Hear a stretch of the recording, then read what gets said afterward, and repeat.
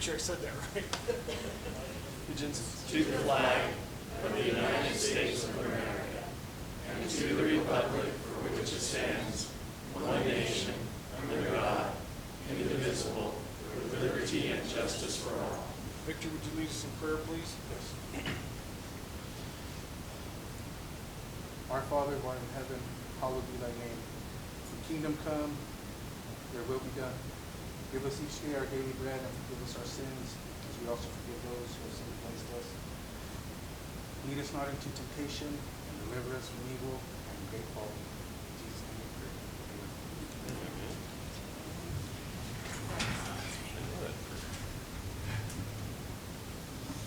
Washington, roll call, please. Counselor Johnson? Here. Counselor Foster? Physically here. Counselor Sevilla? Here. Counselor Locke? Here. Mayor Becker? Here. Quorum is declared.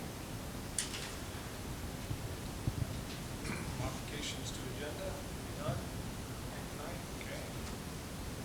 Approval of consent agenda for the minutes of regular meeting June 4th, special meeting June 9th, and review and approval of accounts payable.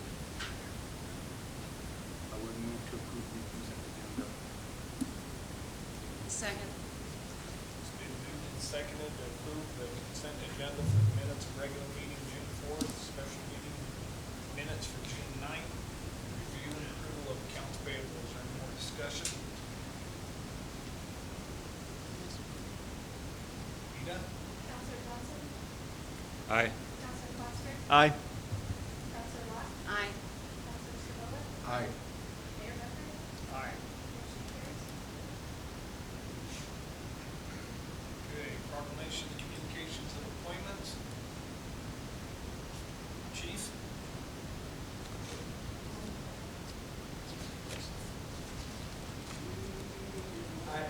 This is my first promotion, so I'm pleased to promote Officer Lee Taylor. ID, salt and sewer, salt and sewer, first that I will support the Constitution of the United States of America, that I will support the Constitution of the United States of the State of Colorado, City of Monte Vista Charter and ordinances, and City of Monte Vista Charter and ordinances, and I will faithfully perform the duties of full which I have been appointed, and upon which I am about to enter. So that will be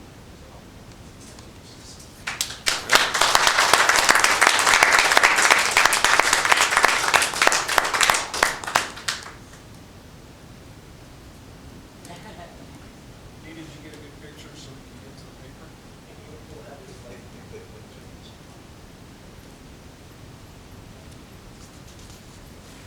Better not have made her mad tonight.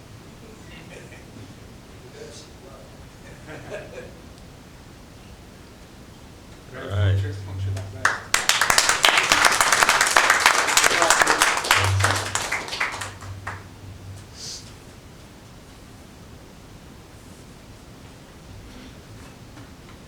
Okay, we have a certificate of commendation for Sergeants Ortega and Sergeant Martinez. You guys want to help her?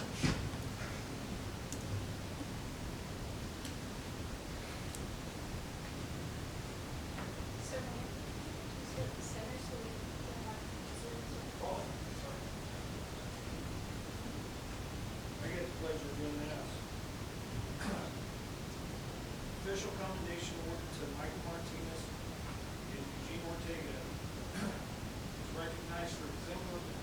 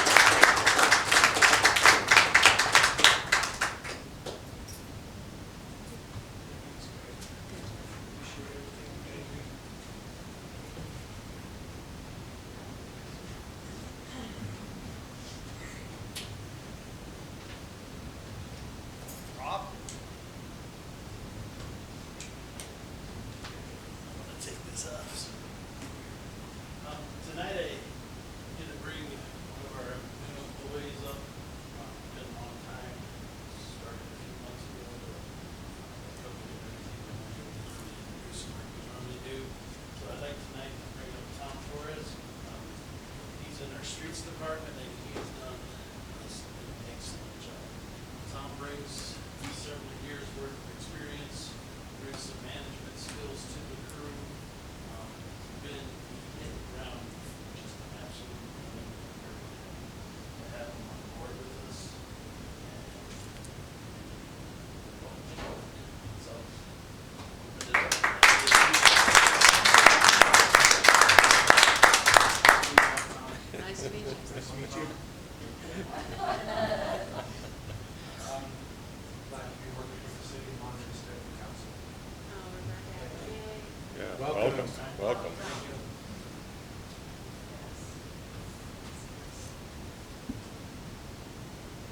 Okay. Any citizen comments, special presentations? Scheduled appearances, in order to be included in this portion of the agenda, you have to fill the appropriate paperwork out with the city clerk no later than noon on Monday prior to the meeting. Right now, Katie Kelly and Douglas Crowe with Native American Art Fair. Right here in the center, over there.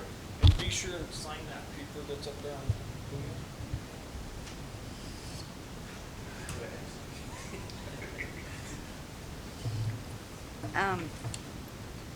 Okay.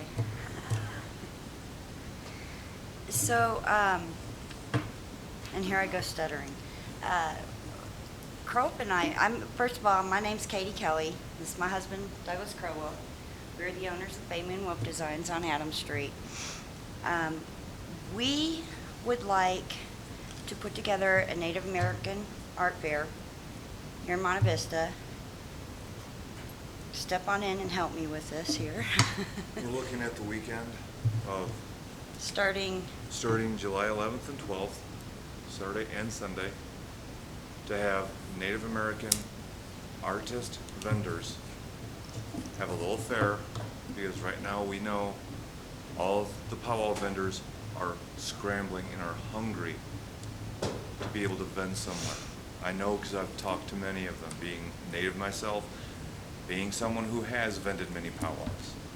So we're looking at hopefully up to 18 vendors. We've already looked at the free parking lot there.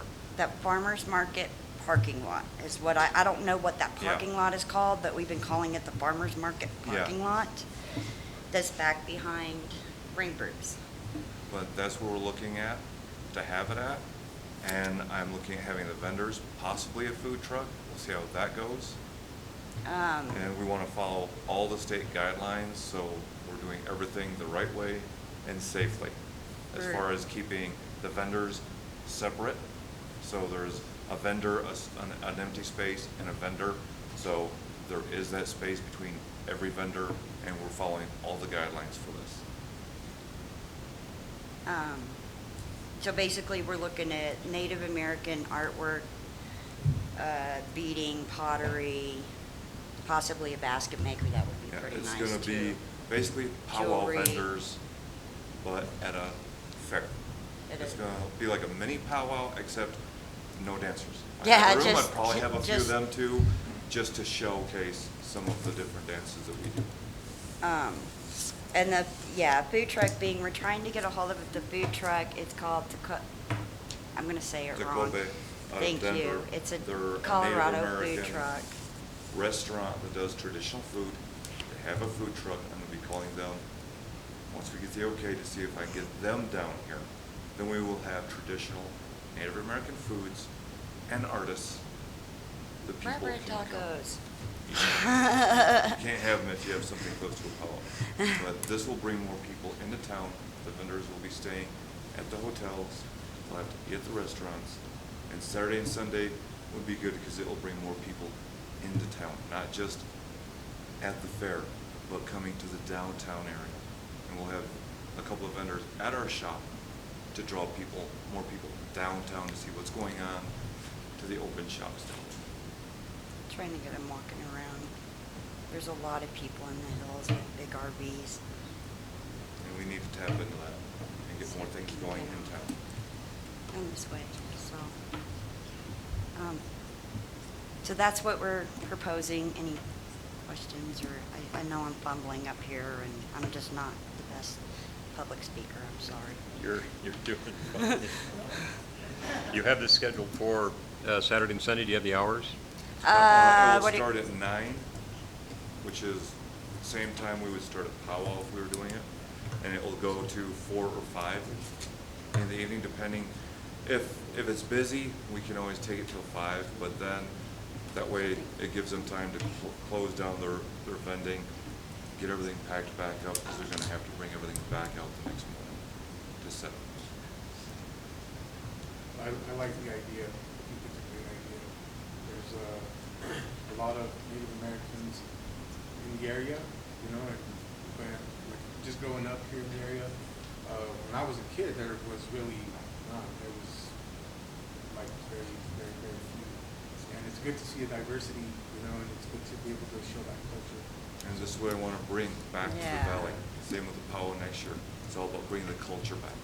I like the idea. Thank you.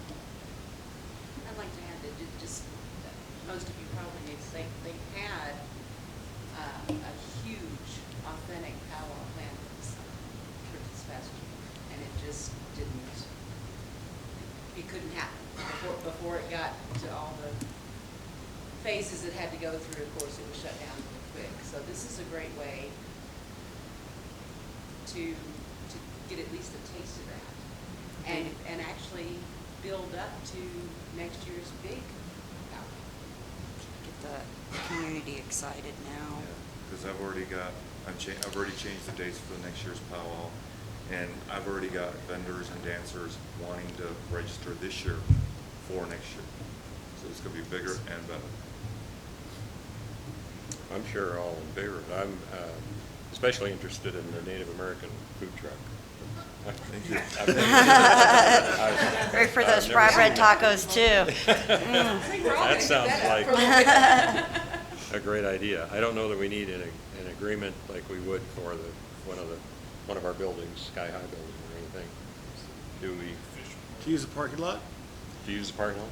Well, so to answer your question, Counselor and Mayor, I think if you all just vote to authorize them to use the parking lot on said date, then we should be good to go, because it's not like a bunch of city services for it. And I apologize for being late. I'll explain to you all why later.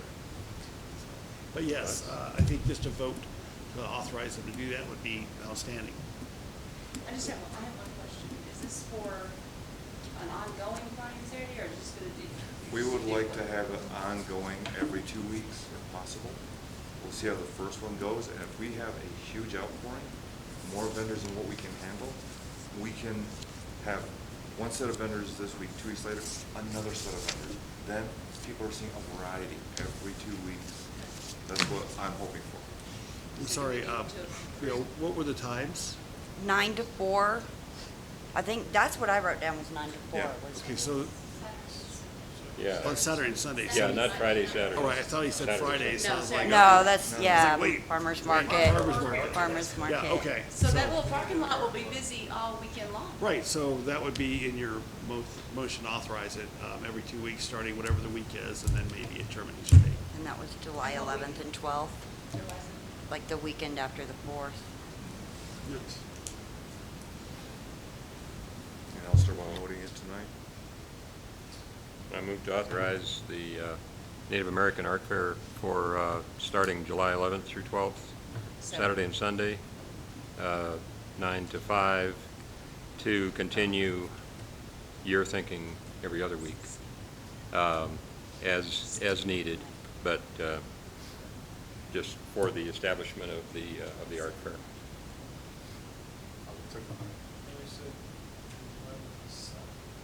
Yeah, But you want to start at 7. that should be a Saturday. You want to start on the 7th, not the 11th. No, on the 11th. The 11th is a 11th. Saturday. Okay, I'm sorry. I'm pretty sure. I'm just trying to Yeah, get I it understand, right. because Mayor just. RPGs. Y'all are never gonna let that go, are you? Okay. That's just. Location. Oh, at the city parking lot behind Rain Brews. Facet. Is that what they call it, the Facet? Facet parking lot. Oh, So okay. that's my write whole that motion. Yeah, write that down. Okay. And I would second that. Been moved and seconded to have the Native American Art Fair starting July 11th, 12th from 9 a.m. to 5 p.m. every other week. Fast parking lot is under discussion. Nita? Counselor Foster? Aye. Counselor Locke? Aye. Counselor Sabella? Aye. Counselor Johnson? Aye. Mayor Becker? Aye. Motion carries to approve the Native American Art Fair. Thank you. Thank you, guys. Thank you. Thank you. Thank you very much. Congratulations. I hope it's a real success. Thank you. Knowing it will be. Improving communications, Kim? Mr. Hamko?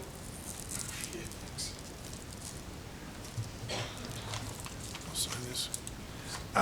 So just in our continued improvement of communication between the chamber and the city and some other things that are going on, my name's Ken Hamko, by the way. I'm with the chamber. We have the president and the vice president here also tonight.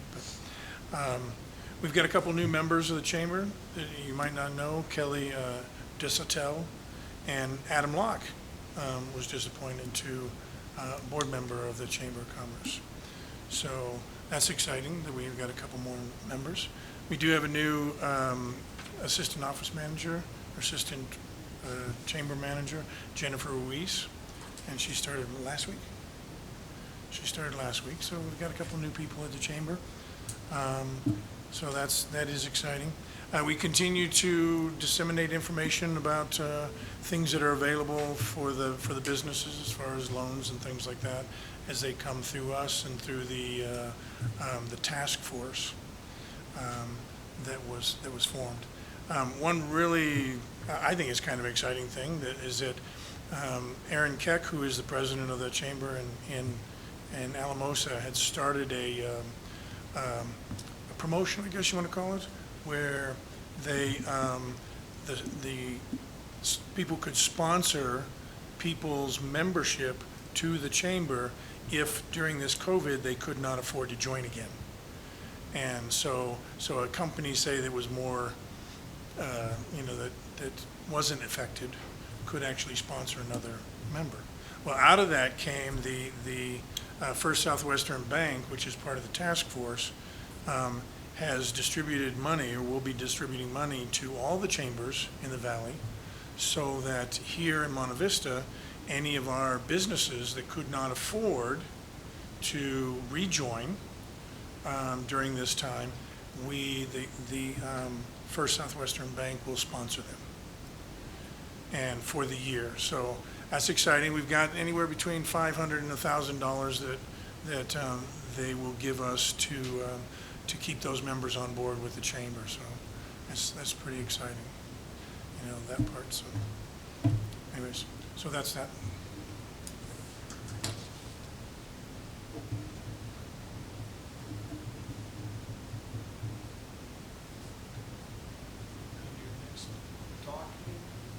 I'm going to do the next one. Well, this one's really quick because we changed the direction. Everybody's seen the signs at the end of, well, you guys were all there for the picture and everything, the signs at the end of the city on each side. We were going to ask permission to hang banners on the light poles up in downtown, but we came up with a better idea. And a cheaper idea, by the way. So we're going to do posters, like the 18 by 21 poster boards. And Mr. Foster's kindly doing that. And we are going to give those to all the businesses that are open in town. So I don't think we need permission for that, right? So, but anyway, so what happens is they see the sign when they come into the city, and then they drive through the city and they see the open signs in every window, every business in town, to coordinate with those signs. So, so hopefully that'll drive some numbers into town and some business. So Mr. Mayor, in that regards, yeah, I know, here I am. I do think actually you should make a motion to allow this COVID response sign project to go forward regardless of the Monte Vista sign code. Because if you put it in a store window, if we want to, it's not about what it says. What it says is great, the message is great. But if they already have a certain amount of square footage of their window with a window sign on it, that's what the code says. You know, so I think it'd be great if you granted a waiver for this activity, so that I don't have a citizen that calls me and says, well, you let them, you know, violate the sign code. Perfect. So, just say it.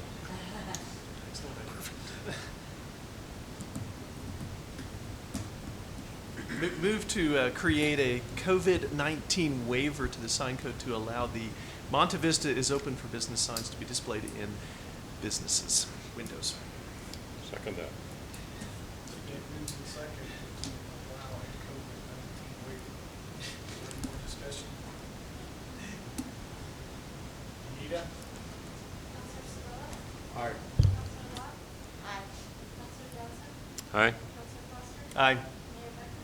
Aye. Motion carries for COVID waivers to allow signage in outdoor businesses. Thank you very much. Thanks, sir. Ken. Thank you, Ken. Thank you for all your work. Golf course discussion. You guys sick of this? Getting close? You're going to be sick of us by the time we're done with it. Well, before I start, I do want to say thank you for being there at the Citizens Academy. I think we've had some good discussions, good questions that come from that. So just on a side note, thank you, since that's my little project. And also, before we dive into this, I want to recognize Tracy Barbosa and Lonnie. I'm sorry, one more time with your last name, Lonnie? Whitmer. They're also board members at the golf course. So the reason why I'm here tonight is to kind of follow up with the discussion that we had at last council meeting regarding a potential survey going out directed at the golf course. And the discussion kind of ended that we felt we needed to bring this up with them before we just sent a survey out, because it could be taken as offensive, and it kind of was. When I read it, my first thought was, this is really targeted, this is really direct, this is really singling one group out, and the golf board felt the same way. With that being said, the golf board isn't opposed to a survey going out, but it needs to be directed at all recreational activities in the city of Monte Vista, or it needs to be recognized as like an economic development survey with a couple of questions about the golf course. You know, the golf course is, we all know it's had its struggles and everything, but we've had several discussions about it this year. But within the last few weeks, the golf course has really taken some major strides. And so that's something that I kind of want to highlight tonight and discuss with you guys about, because we've kind of already agreed to let the golf course continue on for this season, with discussions happening in the future of alternatives that we can do and things that we can do out there to utilize the space maybe in more ways than one. Now, I'm not going to stand up here and lie. I hold a special place in my heart for the golf course. So it'd be really sad to see the golf course go by its wayside. And, you know, the golf course is no different than our skate park, than our Sky High Park, than Chapman Park, or our tennis courts. Each one of those places within the city of Monte Vista serves a certain group of people. And while it may not be a huge group like Sky High, we still have a group of kids that utilize the skate park. We still have a group of people that utilize the tennis courts. We have club tennis that goes on over there. The tennis courts, we don't get any revenue from that. We have to maintain that, but we don't see any revenue from that. It's free to the public, it's open to the public. Now, I realize that we do help the golf course with water and that kind of stuff, but if it wasn't a golf course and we maintained it as a green space, we would still have to pay for the water for that, because the city does own the land. Going back to what I kind of started to say with the golf course making some changes, they've appointed a new pro shop manager along with an assistant out there. And I can tell you from going out there, it is in much better shape, not just the pro shop, but the greens are in really good shape. There's good communication that's going on between the employees and the board. And also they're doing really great things as far as marketing strategies, getting people in the door, and boosting revenues. And something that I find really interesting are two things about what we're experiencing right now with the COVID pandemic. Right now, recreation is shut down completely for most all sports. Jaime, our rec coordinator, he can't hold his normal basketball, baseball, soccer, all of that stuff that he normally does in the summer is shut down, but the golf course is open as a recreation facility. And I can tell you from being out there nearly every day this week, there is all ages out there, from my son's age and younger, all the way up to people in their 70s and 80s out there playing golf. So the golf course appeals to a wide range of age demographics and people from all over, not just our little city, but we have people coming from everywhere to play on our golf course. So some interesting numbers to back that up. The golf course wasn't able to open on time this year due to COVID. They opened 6 weeks later than normal. Now that the pro shop manager and the assistant manager have had the opportunity to go through the books and make sure everything looks good, they have determined that they are about $5,000 ahead of where they were last year. So even though they've been shut down a longer period of time, they're still making revenue and they're still doing great things out there that have put them ahead of where they were last year. And anybody who's in business knows that if you can do a little better each year, that's good progress. Something else that's interesting to note is their golf memberships have gone up by 29% from this year to last year. They have 24 new memberships that they didn't have in previous years. So that too is also contributing to their income, or contributing to their overall net income. But again, part of that goes to they're bringing in new faces out there. People who may never have golfed before are coming out there to golf because that's what we can do right now. It's something that's available to our community. And anybody knows that the biggest struggle in a business is getting people through that door. So we've got new people that are coming through that door and are having a really good time. I went to play golf on my lunch break on Tuesday. I got the very last cart out there. They're seeing anywhere between, on a slow day, they're seeing anywhere between 30 to 50 players a day, with their busy days seeing anywhere between 60 to 70 players a day, with all carts being out. So I think this is a really good year for the golf course to have momentum and potential to move forward and start making the progress that we've worked so hard to do in the past. And right now, to send out a survey that would kind of cut them off at the knees, I feel would really kind of sabotage them and the progress that they're making.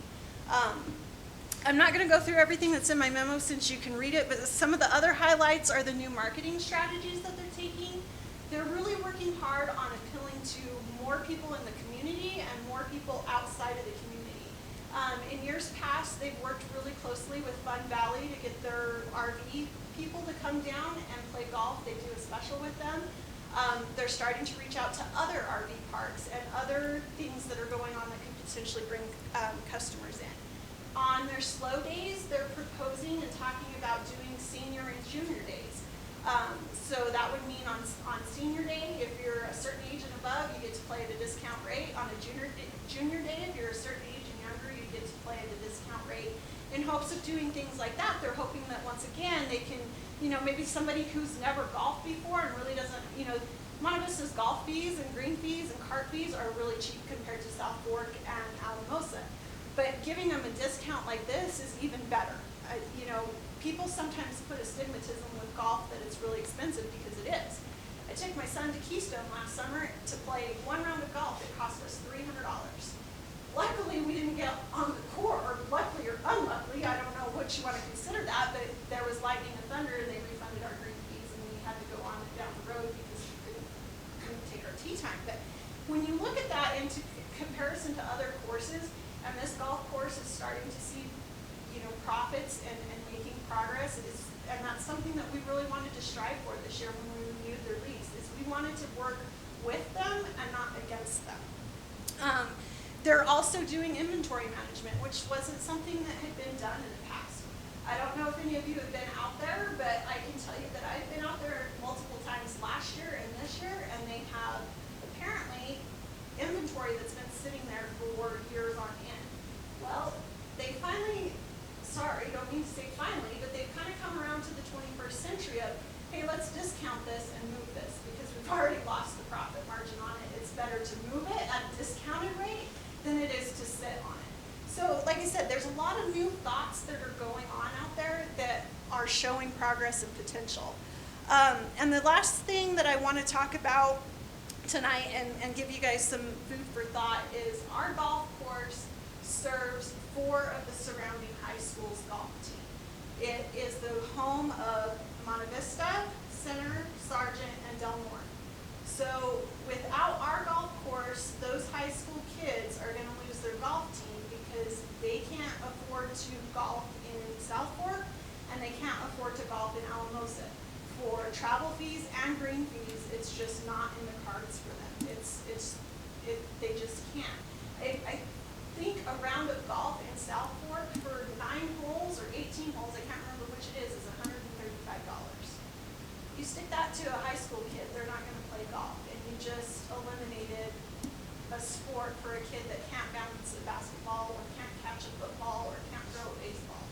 So, you know, that's something that this community prides itself on, is being a well-rounded community. The golf course sets us apart from most cities and towns within the valley. There's only 3 here in the valley, and we're one of them. You know, the other thing that is unique about our little golf course is it's one of the oldest ones in the state of Colorado.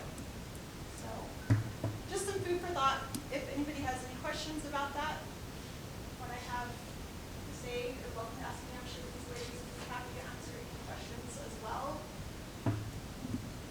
But I would propose that, you know, rather than not renewing a lease or not working with the golf course, I would propose that the city council meet with the golf board in a work session and kind of get on the same page of what your goals are and what their goals are and work together rather than kind of skirting around the edges with it. Yeah, I just want to say thank you, Jen, for that. The reason for the survey was to find out the public's feeling, because we don't seem to, that doesn't seem to show that they're participating. But you said one thing, 30 to 50 participants a day. I'm happy with that. And I can tell you, I've seen the sign-in sheets with my own eyes. Like I said, I went and played golf on Tuesday. I got the last card, and that course was full of people. Wow. You know, and that was on a Tuesday in the middle of the day. I was just there for my lunch break. And so, I mean, you have ladies' league night, you have men's league night, you have the junior golfers that are going to be coming out hopefully at the end of the summer when their golf season starts. So I think if we can just keep the momentum going and going forward, a survey, yeah, you can get whatever answers you want from the survey. If the city is truly interested in finding out what the impact is of the golf course, I would suggest that we find somewhere for $35,000 to $70,000 for a true economic study and not just do the golf course within that, but look at other things within the city of Monte Vista. But to get a true, accurate, what is the economic impact of a certain thing within the city is going to cost the city some money to hire an independent consultant to do it right. I'd like to say that, you know, at the very beginning of this, in January, I wasn't in favor of renewing the lease because it wasn't working. But I saw the golf board come in here. I saw them listen to what you had to say about this. I saw them realize things were wrong, and I have seen such improvement. I'm so proud of y'all. Y'all have just, my mind is absolutely changed. They've done a phenomenal job. They've done a good job. And I want to see it. I do want to see it succeed. I want to see something there succeed. And if y'all are succeeding, then I would encourage I think any it's a one of great you to thing. go out there and take a look at it because you don't want me to swing a golf course with me. you don't even have to I'm in swing a court. golf club. Just go out there and say hi and take a look. I mean, I had to stop. I was getting ready to tee off for hole number 3, and I literally had to stop. And I'm a picture person, but I had to pull out my phone and take a picture because the pine trees and green grass, and it was just kind of one of those serene moments of, I really stink at golf. I'm sure people sit in the clubhouse and go, oh, she needs to go out to the driving range because this is really bad. But there's just something about being out there and it's quiet and, you know, you don't have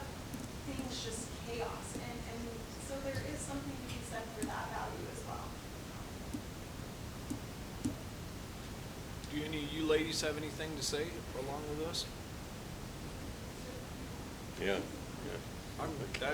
That's exciting. That is Really exciting. is. That's really good. Hey, Sounds I'm good. gonna sit down before it goes south. No, it's great, great.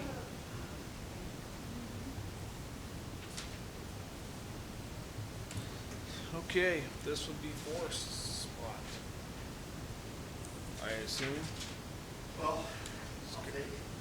Okay. Not sure it's supposed to be my spot tonight, but I'd like to give you an update. That's all these on late for the meeting, so it's talking to an attorney. yeah. Usually. Okay, so we don't exactly have a lending proposal yet from San Luis Valley Fed. But kind of an eventuality, there are things moving forward. And part of that is, as I kind of surmised, and actually as Mr. Bussey mentioned, you know, if we're going to do this, we need to have, you know, a bond counsel. And of course, the bond counsel is the city's representation, not the bank's necessarily. So I was on the phone with our potential bond counsel this afternoon. We played a little phone tag. This gentleman works with Tom Peltz from Kutak Rock. That's like the next office over. Anyway, so he's kind of versed in what was going on. And actually the bank had called Tom, because I had mentioned Tom, and they know Tom as well. Does a lot of business here for Kutak. So in order for this to move forward, as far as the lending goes, we need bond counsel. I do not have a engagement letter yet today, since we just had this conversation, but I would ask the council to approve the city entering into a bond counsel relationship with Kutak Rock. And I'd actually like you guys to do that tonight, and I'll explain why. But so that they can start working on this, because there's a lot of pieces to make this. You know, you cannot do this in 10 minutes, right? So it's a fairly, I would say it's a fairly complicated deal, but it is a relatively complicated form of finance, the lease purchase. I had a discussion with him about some of the concerns that I had of the formation of it, but he explained, he's very versed in this, so it was good. It was a good conversation. So I'm going to ask the council a question too, because Nita mentioned to me that you might be wanting to cancel the July 2nd council meeting? Possibly, Possibly. but it needs to be addressed different. Well, and so what I might put as an idea in that regards is that might be fine, but we might need to have a brief special meeting on the 1st, which would be Wednesday instead of the 2nd. And that would be a sole purpose meeting, and that would be to approve the initial borrowing ordinance. There's quite a series of little steps to this. And so, you know, I guess I'm going to ask for forgiveness here, because I already told the attorney to start working on that. So, yeah, I told him I'm sure that you'd all want to do an engagement letter, and you know, if I spoke out of turn, I'd call back tomorrow. But they're a great firm. I've been working with them since 1994 in various deals. You know, they're definitely the real deal. So I would recommend to the council, if you want to cancel the 2nd, that's absolutely fine. But, you know, this special meeting would last a whole 15 minutes probably on the 1st. You know, do it at 6 o'clock, and basically there's one thing. You have an ordinance. It's an emergency ordinance. It's passed on one reading. Our city attorney will have an opportunity to review that prior to that meeting. And we can zoom in the bond counsel if you'd like and all that. But I'm pretty familiar with these transactions, as is Mr. Trujillo. And, you know, this is kind of the way this stuff works. You're still not approving the actual financing deal, because there's a whole lot of paper, like figuring out what the exact security is. He and I discussed a couple of interesting ideas tonight, so that was good. Anyway, so we weren't sure, you know, we put SLV Fed on here because we weren't sure where we're going to be, and that's actually where we are. You know, just in case they had something for night, but they're working on it, obviously, which then resulted in this So I'm going to ask the council, you can decide on the first or second thing if you want. You know, I think that if you all want to not have that deal on the second, I'm sure that, you know, it's right before the 4th, people will appreciate that. But I do think we would need to have it on the 1st. I asked him if he could have it prepared by then, and he's like, oh, sure. So, oh, sure is a good answer. But we do need to keep the process forwarding, because there will be, you know, that first part. Then there's a whole bunch of document signing and a bunch of other stuff to do that, you know, it's like fairly complex, but simple for these guys. So I would ask council if you would approve, you know, and the exact cost of it, I don't know yet. I will email that to you. But the cost of that finance can be worked into the actual, the cost of the bond council can be part of the financing package, so. So you need authorization for the bond council relationship Yes. with Kutak Rock? Yes, sir, that's what I would need. Well, I move to authorize the bond council relationship as presented by city manager with Kutak Rock, leading forward to the SLB Fed lease purchase agreement.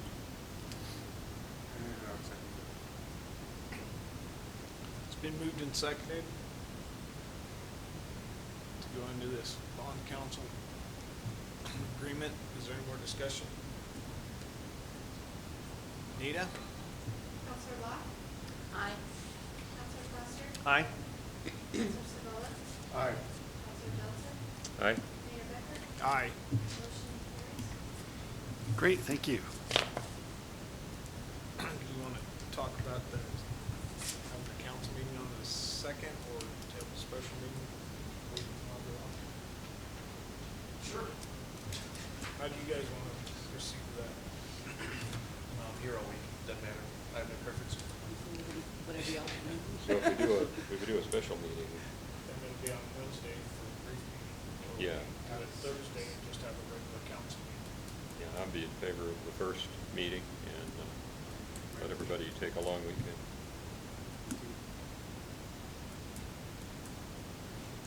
Well, that's pretty outstanding. So you just need a motion to cancel the July 2nd regular council meeting and hold a special council meeting for the purpose of approving an ordinance regarding the lease purchase transaction.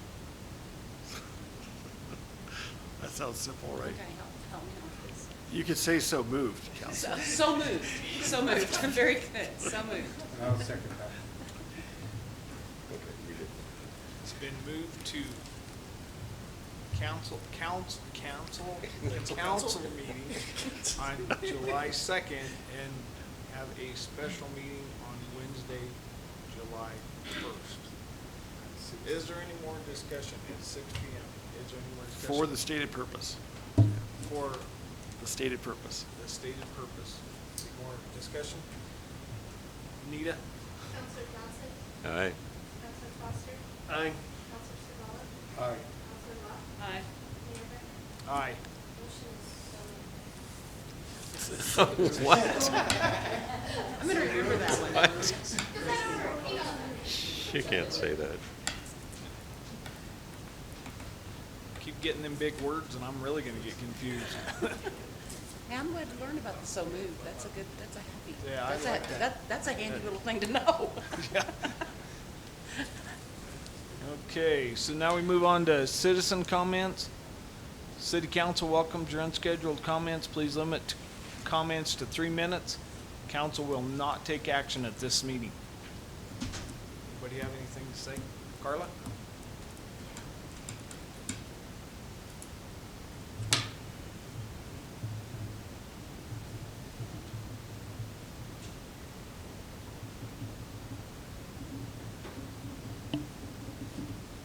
And just for the record, I want to make it clear that I am not representing San Luis Valley Federal in any way tonight.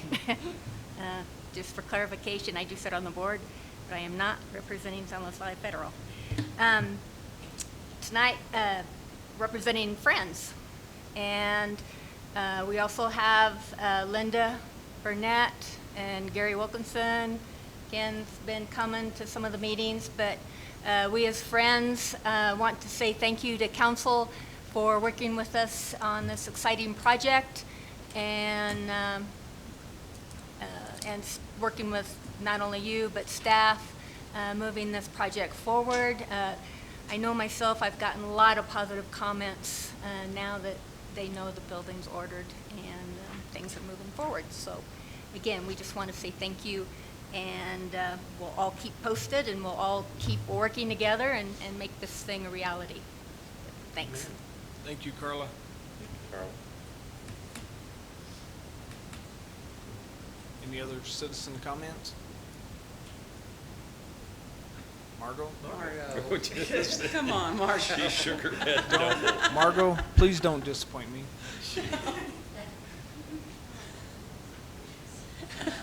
I'm calling you out on this one. I can breathe. At least say that there's nothing to report, everything's awesome. All right. Hello, City Council. Hello, everyone. By gosh, I love living in this town. I tell you, I work in the city gardens. People come up just to visit. Friendly. I had a gentleman, I'm pulling this back because I can't lift it, it's full of weeds. He says, "Do you need help with that?" He picks it up, puts it in my car, gets in his car and drives off. Who does things like that? This town, it is filled with wonderful, delightful people, and I am so tickled to live here. Thank you. Thank you. Thank you, Margot. Anybody else? Gary? Linda? Okay. Moving on.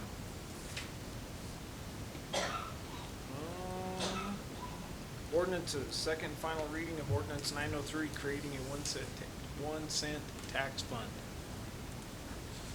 Who's got that one? Yeah.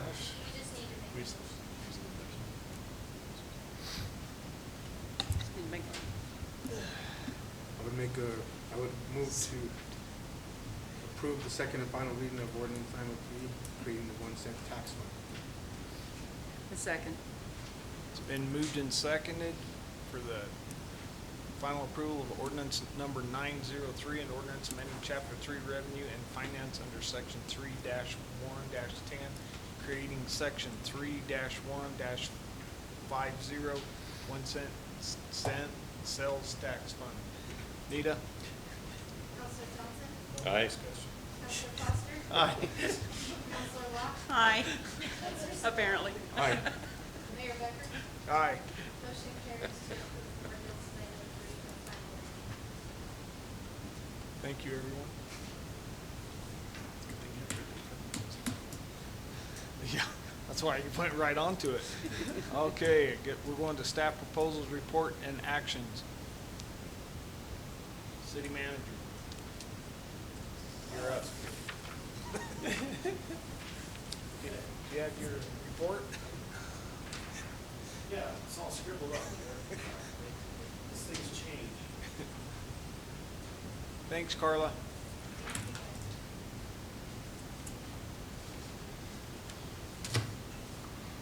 Okay, where the heck do I start? Demos. Big kudos, shout out to the Public Works crew who, knocked down 4 fine buildings in our community over the last 2 weeks. Hooray. Those were part of the URA's demolition project, which his crews did a great job tearing down buildings. And what could be more fun? Some of you were there at the start of it, and you finished up today, Rob? So we will move forward on putting new housing there shortly, but it's taking us a few years to get those knocked down. So it's kind of a landmark thing. We hope to do some more as time goes on. I have a meeting next week with somebody who might be engaged at least building one house on one of those lots. And we got a few interesting ideas too, so we'll keep working on that.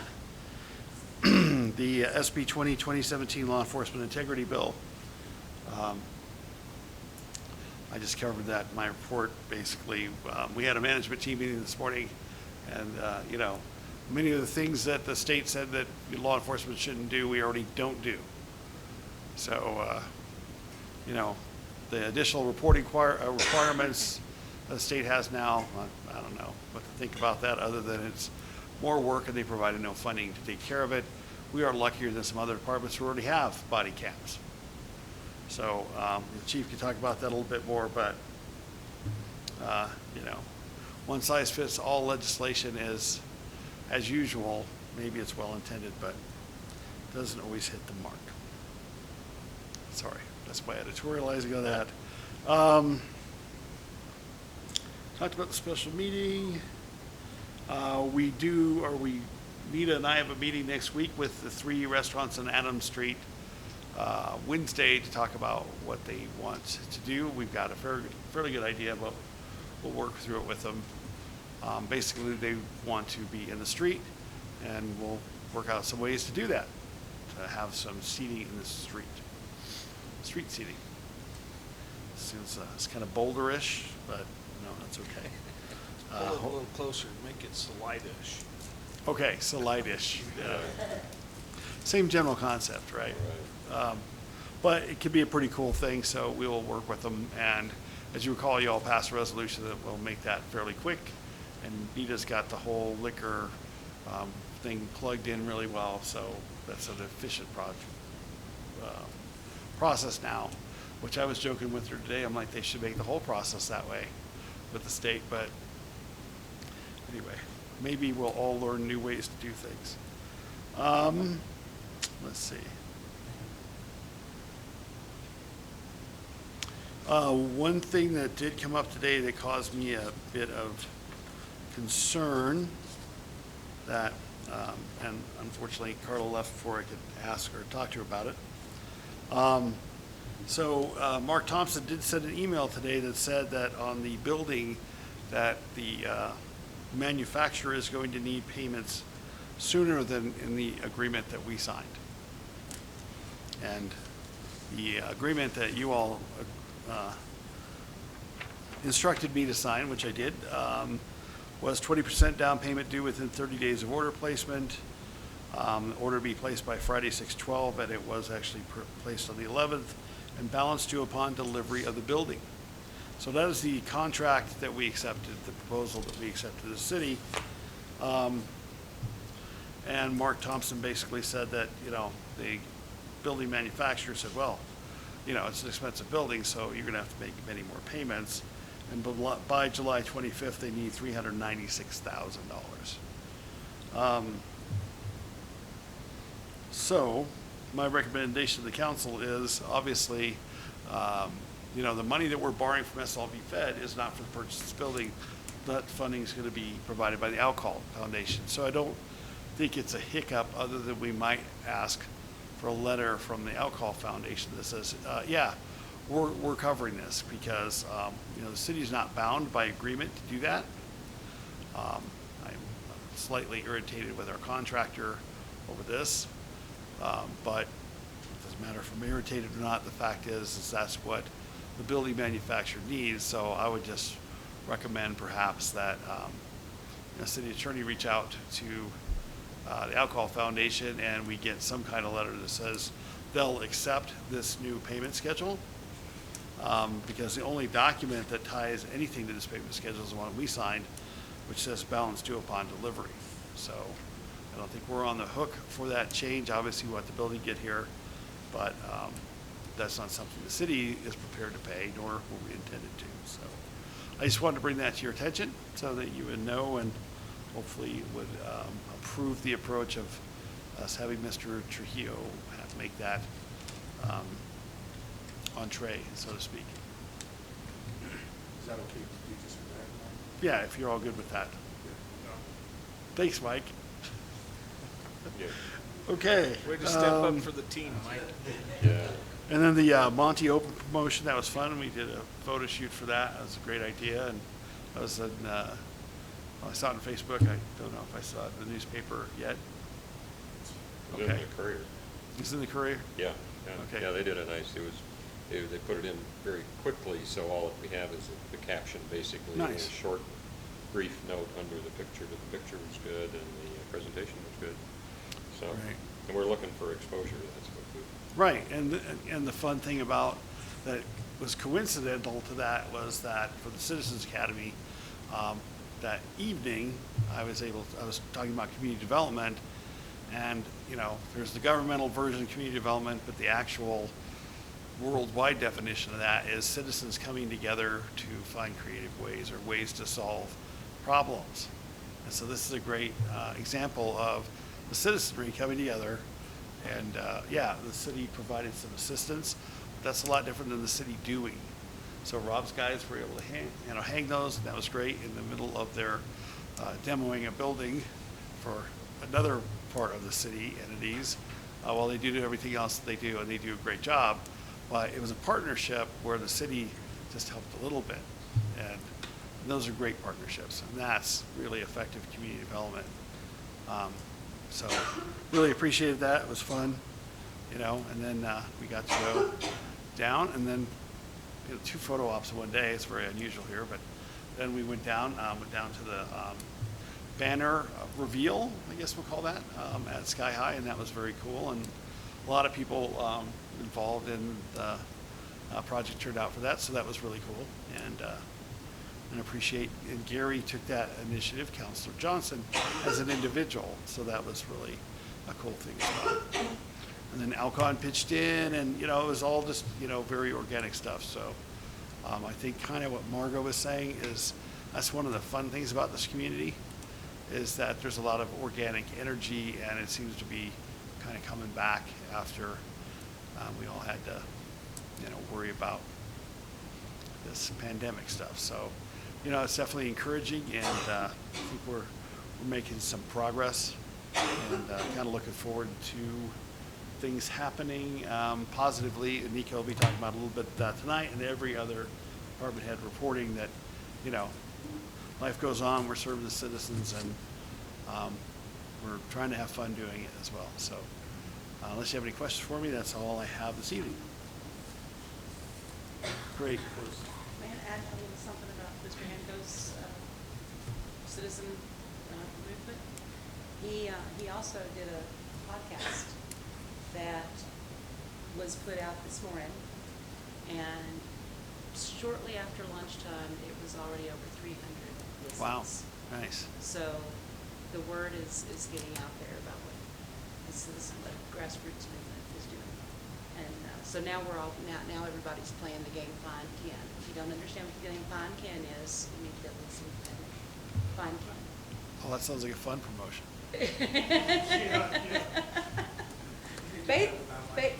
Basically, we, you know, just set stalkers on Ken, is what we did. Could you wear like red and white stripes, so you look more like Walt? Nice. All right. Forrest, thank you.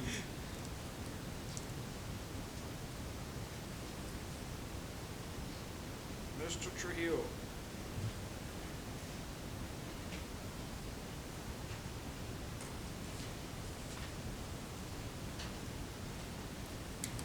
Thank you, Mayor, Council.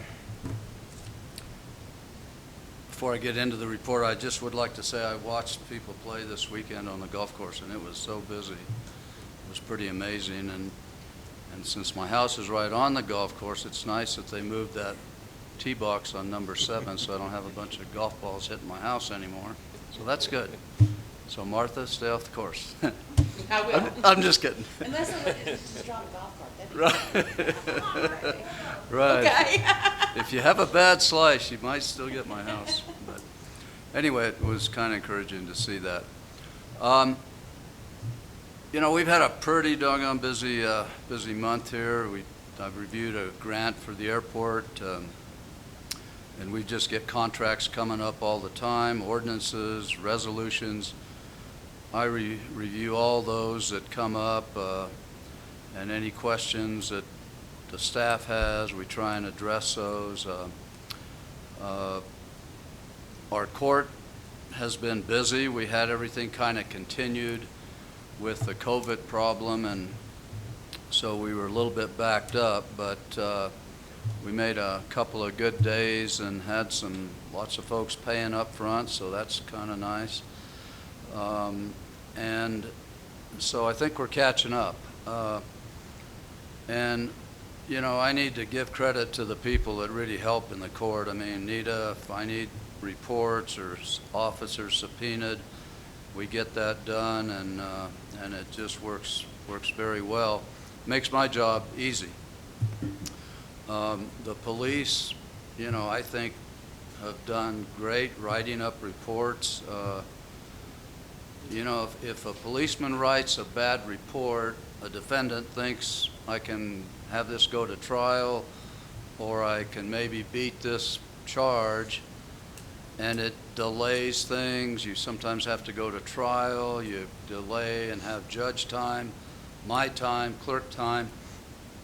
But we haven't had really very many trials here, and I think it's really because of the efficiency of the operation, and the police are doing great reports. I had one just as an example. This guy sideswiped a car, and he said, "Oh, it wasn't me." And I said, "Well, we got a video from where the place was, and we got you sitting in the car." "Oh, well, let's see, where do I pay?"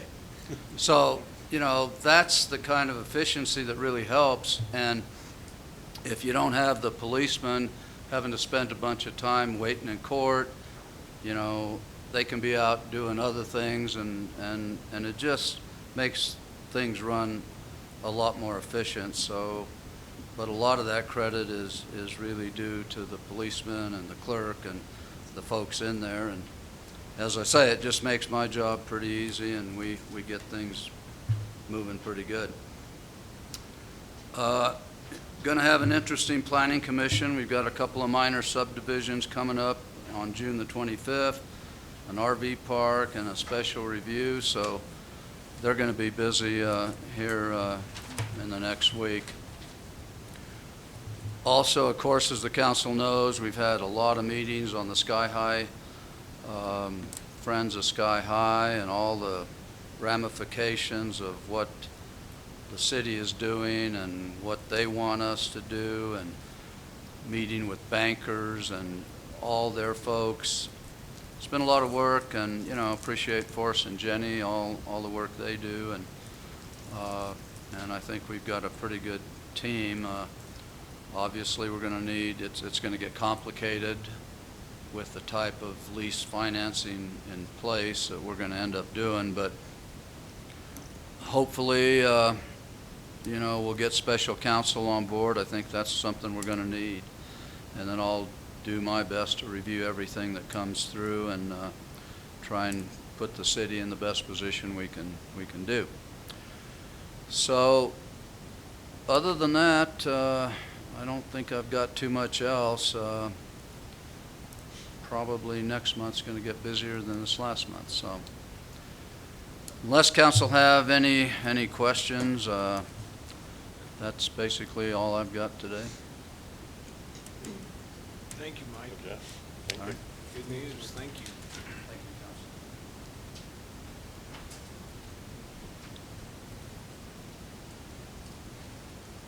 Mayor, council, good evening, how are you? So I'm just going to go through my briefing here real quick, and you have a copy of this. And then I'll by all means, be happy to answer questions as I understand them on Senate Bill 217 and how that may affect us going forward. So we are going to Coffee with the Copper and get back on track with that in July. We're going to hopefully record that, be able to post that on the website. So the plan is to get that up and running again and get back on track with that. I believe it's the second Tuesday of every month. Is that right? Yeah. I did leave my, is that right? Yeah, it was first Wednesday. First Wednesday. That's close. Yeah, close. So, You okay, had so early we're going to in get the back month. on track. Yeah. We're going to get back on track with Coffee. I dropped my business card off at Rain Brews 2 days ago. I just haven't heard back from them yet, so I will follow up with them on Monday. But I really want to get that back on track. That's such a good program, and I like doing those type of community events. And Plus, I like drinking coffee, so I like spending. I've already been spending a lot of time in all the coffee shops here anyway, so I like to spend locally. It's the same thing. We're getting Neighborhood Watch back up and running here. The meetings with that back up and running here in July, and get back on track with that. Statistics, obviously, for the last 3 months, they've been down. They're about 2/3 of what they were the last year, really for the last 3 years. And again, I'm sure that a lot of that plays into, COVID-19 plays a lot into that. Don't really need to go through all the numbers, but just for May, we had 881 incidents and 43 arrests compared to 2019, which was 1,290 incidents and 67 arrests, so almost half there. Some administration thing, Officer Moreno is in his final phase of FTO, so he's about to finish FTO. We will be hiring one hopefully as early as next week. That opening came as a result of Corporal David Pino getting promoted to Corporal, so that gives us one opening, so we're hoping to fill that. We do have 2 applicants, so we've got a process. HR's got that set up. We're going to interview as early as next week, and hopefully have that person in place as early as July and get them in FTO and get them out. Again, we are back to full service response. When COVID-19 happened, even when I was with my previous department, it was real limited on response to, unless it was like a serious incident or something. Most agencies across the country kind of went to a very limited response on like not going to like just property damage, accidents, or just taking a lot of reports and stuff over the phone. We're done with that. We're back to full service and going to everything as we should be. It's customer service, going out, taking calls for service. Along that, I've kind of left it up to the officers, their comfort on whether they want to wear masks or not. It's not mandated, and I think that's kind of the right response on it. I got to tell you, I personally haven't, and that's just, I think there's got to be some personal choice there, but I don't want to get into the whole politics of all that, whatever. But I think there's got to be some personal responsibility on that, and the officers are smart about it. That if they're going to places where people are wearing masks, then they're wearing their masks, and rightfully so. And we will continue to do that. We respect other people's thoughts and stuff on it, and we will, respond accordingly. I'll skip the next one, and we'll get back to that in just a second. So code enforcement, Officer Lira did not have very much training when he started. I actually I already have an actual like FTO program like with the officers. So I've got him actually going through a code enforcement officer training. Steve Earls has been coming here on Mondays. Steve used to work here. He worked here for about 8 years, was code enforcement. Now he's in Alamosa, so we brought him along with an actual documentation plan and all that. So we're actually doing an actual code enforcement officer training program rather than here's the keys, here's some stuff, and go figure this out. We're not doing that. We're going to give him good training so he can do things effectively and do it right. So that's working out well. So Steve comes here on Mondays and spends time with them. And then on Wednesdays, he's been going to Alamosa. We've got 2 more weeks of doing that, and then we'll evaluate and see if he needs additional training and that. But we're going to really push forward on the code enforcement stuff and take care of some of the things that need taken care of. But I want to do it right. I don't want to just jump in and not do it. We're going to do it right and do it the way it needs to be done. And speaking of which, there was a couple things that there was a fence on Harrison that the people just put up, and we worked through that and got them to take it down. But we gave them some alternative ideas. We actually walked through that. Me and Eric did to give them some alternative ideas. They had a child that was scared of the neighbor's dog, so that's why they put the fence up. The child was, so we just come up with a plan and actually put tarps over their fence so that the dog can't see the kid and the kid can't see it. So they took down the 12-foot fence. And then there was one citation for trash issue on Adams that we took care of, so we got that taken care of. So obviously the big elephant in the room for us right now is the Senate Bill 217. I was on a call today with Colorado Association of Chiefs of Police, which is all chiefs of police in Colorado. And what this really means, so it goes into effect when the governor signs it, and the governor's going to sign it tomorrow. So it's kind of phased in, bless you, So it's kind of phased in. There's some things that are immediate, and I'm not going to go through the thing. The bill is 25 pages, and there's a ton of different things in there. The interesting thing reading through it, there's a lot of things that, I don't want to get into politics, there's a lot of things in there that are, I always refer to them as feel-good, like spur of the moment, knee-jerk reaction type things. Because a lot of the stuff that's written in there is what 99% of law enforcement has been doing across this country forever. Like there's literally a line in there that says, you can't stop somebody without probable cause. Thinking, I've been in law enforcement 31 years. That's not the first time I've heard that. I've been taught that since day one. You can't stop people unless you have probable cause. Now, are there bad cops out there? Absolutely. And is there some reform needed? Absolutely. No doubt about it, there's some reform that's needed. And there's things that we can absolutely do better. I think city manager said it, this one bill fits all. I understand it, but it kind of causes a lot of unnecessary, I should say work, but it just causes a lot of unnecessary going through this whole thing, trying to figure out what exactly it means, because some of the language and stuff they used in there is really, it's obvious that it's directed toward those departments that have a lot of issues. One thing that I was really pleased of coming here to Monte Vista was they have really good policies already in place. They use Lexipol, which is a company that writes policies, and then you've got your own twist and stuff to them. So I found it very interesting that we're one of a handful of agencies that I know of that already had chokeholds never been allowed in Monte Vista. It's not been in our policy.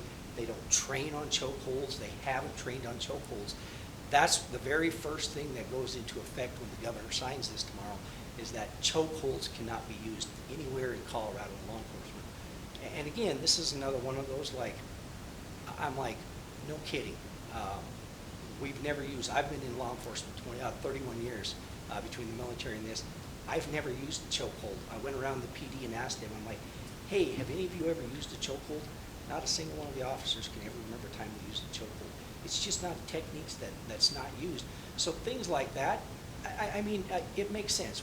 We don't need to use it because there's obviously departments that are still using it, but it's so infrequently used that, in my opinion, it doesn't make that big of a deal. So that goes in effect, and then we have to train on that and have the training completed by September 1st, and we have to have documentation that we completed that training, that we don't allow chokeholds, which is great because we haven't been training on it since David Pino for the last 5 years been the arrest control instructor. So pretty easy to do. So when we do training in arrest control in July, we're just going to make sure that we document it real well that, hey, we don't train chokeholds. I did change just a little bit of wording.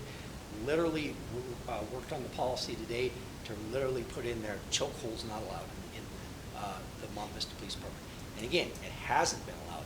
So it's just little things like that, tightening up. There's some work I still have to do on the policy, and I'm going to work on that. See, the Colorado Association of Chiefs of Police has some, a group that's kind of going to send out some wording for all agencies to use, and I'm going to steal all the ideas that I possibly can, just to make sure that we have a really solid policy that we can defend if in the event that it comes up. So again, there's a whole bunch of other stuff in there. As city manager said, we're way ahead of the curve. That mandate for body cameras, that goes into effect, I think, July 1 of 2023. Every officer in the state of Colorado is going to have to wear a body camera, which I got to tell you, again, that's another one of those things. I think it should have been that way for a long time. But the state's going to force that mandate, but not fund it, and which is kind of irritating, having just come from the state and worked for the state.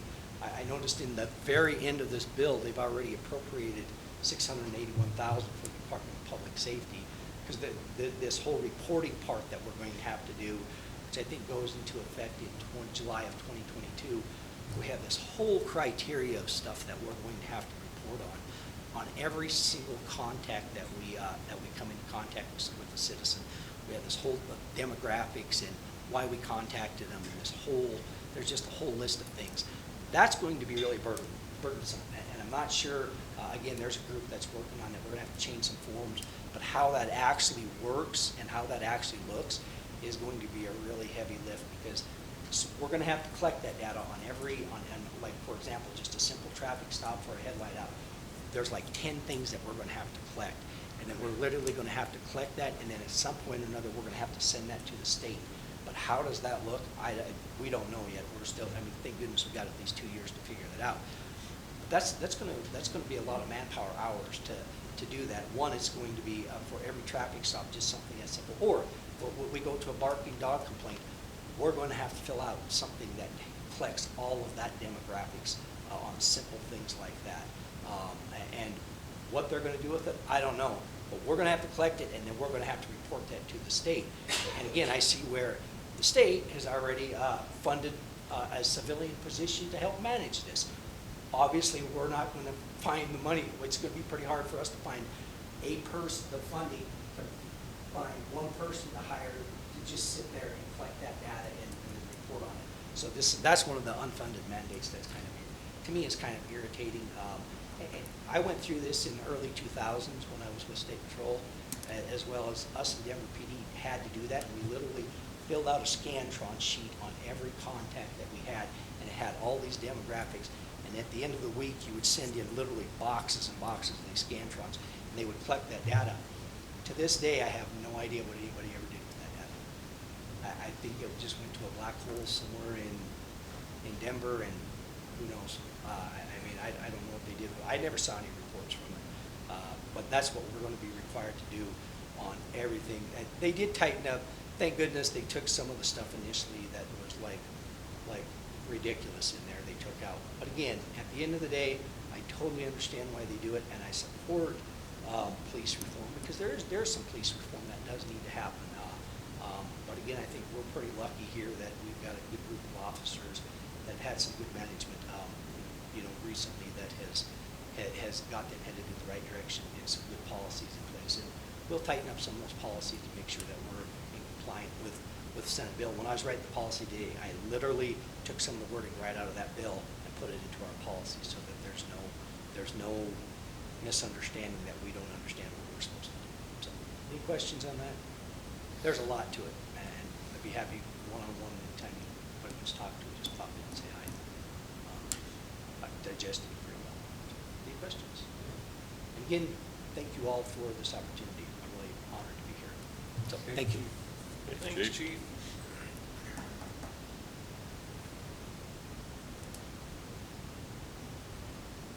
Rob, hot seat, please. With the hot podium. Good evening, council. Kind of going to deviate a little bit from my normal staff reports for you. Really, for our department, since this is kind of the first one since COVID, our operations didn't really change a whole lot with COVID. Probably the biggest and the most notable change is something that the chief talked about, is while most of the operations continued, our public contact was very slim. We are back to meeting with the public and dealing with them. I always find, COVID's an unusual thing, but public is who we represent, and I think it's really important that we actually represent and meet with those people that we're supposed to be representing and dealing with. So glad to do that. We are leaving it up to the employees whether or not that they wear masks. I have asked my employees, at least when they go into stores, to wear a mask. It's just to kind of follow the guidelines. But other than that, really what I wanted to touch on was to first thank council for allowing us to continue forward with some of our summer projects. We are going to be in the very near future, as of Monday, starting some of those projects. Davis Street, we had a pre-con this week, and that one is slated to start on Monday. Well, actual construction will start on Tuesday. They'll start moving in on tomorrow, Friday, doing some potholes on Monday, and then actually dig up and shut the water down Tuesday morning. So that one's going forward. We are also in the process with both of our master plans, both the water and the streets and The wastewater master plans are in full effect. You'll see a young lady running around town in a red vest that is getting some GIS data on our infrastructure. She's doing water valves, meter pits, meter valves, water valves, and manholes right now. So she's GPSing those, so we will actually have a digital map for the citizens and the folks that are watching. Our map is from 1976. There are subdivisions that exist in town that are not on our map. Terra del Sol is one, the prime one. So it makes it very difficult for us as an agency to go out and accurately locate lines, and we are, at least I am, I'm absolutely ecstatic to have a GIS map that on our initial run 3 weeks ago, we did it out at Chapman, and we were getting 3-inch accuracy on our stuff.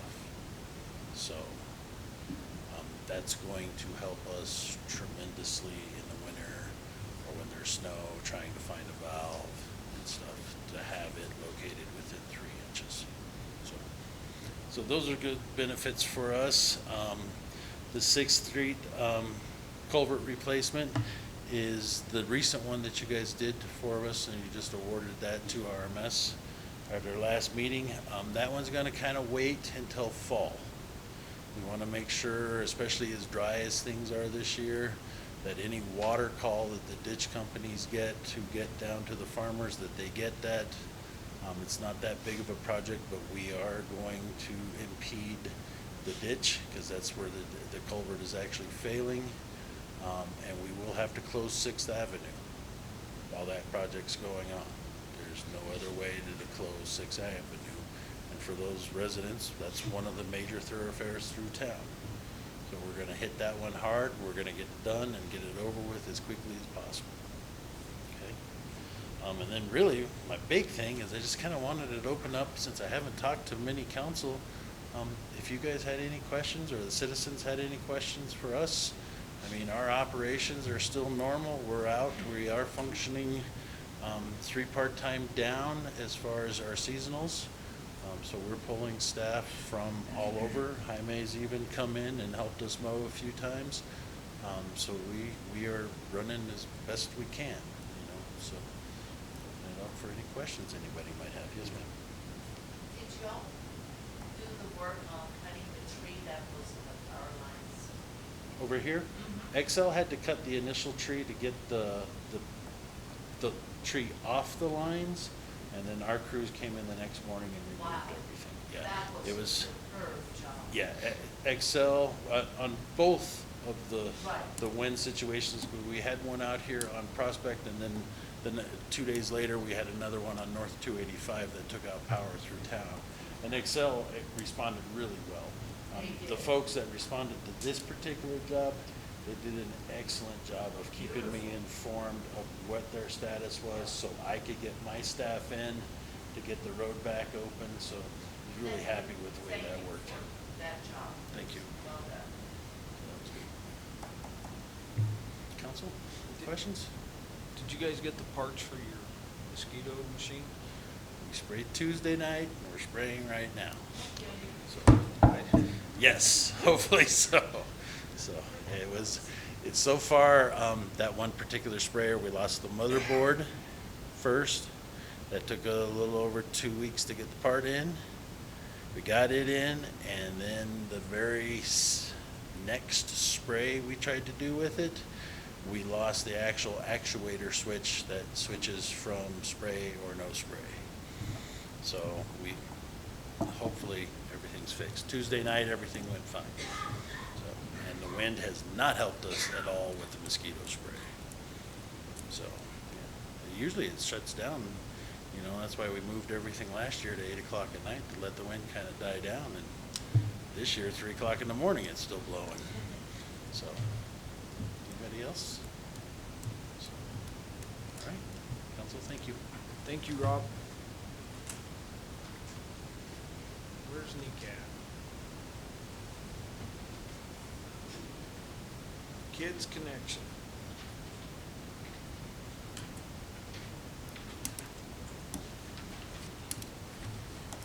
reopening, I feel like, I don't know, honestly, I can't remember if I've been here this year. I don't think I have.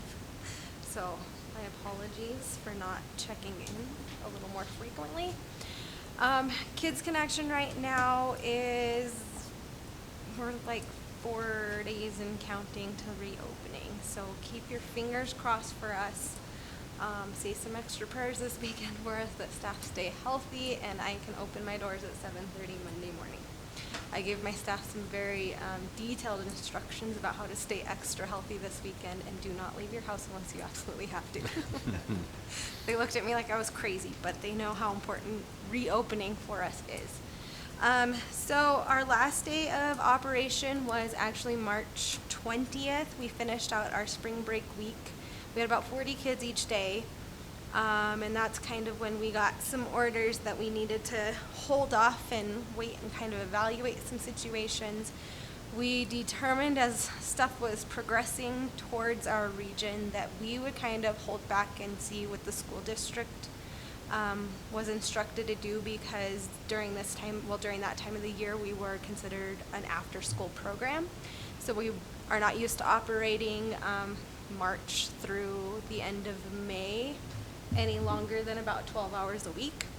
So we decided to kind of hold off, see what the school district was going to do, wait for some little more guidance before we made any full decisions. Since there was so many unknowns coming our way with the guidance of our public health coordinator, he said it's probably the best decision for you right now just to close doors. Since we were going through our spring break week, we had a very controlled group of kids that were in the facility each day, but we didn't know what that next Monday was going to bring with everybody coming back into town from spring break. So we've just been kind of holding off till then, at that point we were holding off. I've had lots of obstacles and lots of marathons to run since then, just to get us back to today. Let's see. Once we determined we weren't going to reopen for children to come into the facility, we decided to push out some activity bundles. So through the end of March, all through April and through the first 3 weeks of May, we put together activity bundles and we handed those out at Bill Metz Elementary on Thursdays during their lunch pickups. We pushed out over 1,300 activity bundles. Those included like arts and crafts, some science, and activities, and then some like just busy work to keep kids busy during the weekend. So like scavenger hunts and just word searches and a bunch of cool stuff that we were able to provide with minimal materials. I did have one activity that we sent out, and we put instructions in the little baggies for them so they knew how to work things. Well, when you get this little container of like, looks like black powder, the kids were so excited that they didn't even read the instructions into a little to-go container with some iron oxide in it. And what you're supposed to do was put some water in there, and we provided a magnet so you could play with the magnet and water. Parents were a little upset the next week, and they were like, well, what's in there this week? What kind of mess is going to happen? Their fingers were dyed black for a couple of days, and it was everywhere. So we realized after that second week that we needed to like put the instructions all on one page right in the front, and point those out when we handed out packets, because we had people saying, well, what's this week? We didn't do messy ones anymore after that one. That one wasn't intended to be messy, but that's just kind of what happened. So we also did our Facebook Lives. We got some workouts in. We got some threats from Facebook. Sorry, Jim. I got kicked off of Facebook for actually quite a while. I just got permission to start posting on our page again, so that was a lot of fun and some lessons learned. We did bingo every Wednesday for our kids. So we still tried to interact with our kids as much as possible while we were closed. And that pushed us, honestly, till the end of May. That last week of school, we didn't hand out packets just because Bill Metz was focusing more on just getting kids in and picking up material or turning in materials. So we didn't want to interfere with any of that. As Bill Metz was closing down for their summer, we received a large donation of magazines and child-friendly magazines. We couldn't push out any activities that utilized magazine articles because we didn't have access to very many child-friendly ones. But I have like stacks of magazines that will carry us through our activities for quite a while now. So after school ended, we kind of were holding off to May 25th because that's when I was told the next guidelines would come. Those guidelines came and it was nothing different than what we had already been told. So we were still moving forward with the plan to reopen. At that point, since we had waited till the 25th for those orders, we decided that June 8th would be probably the day to shoot for.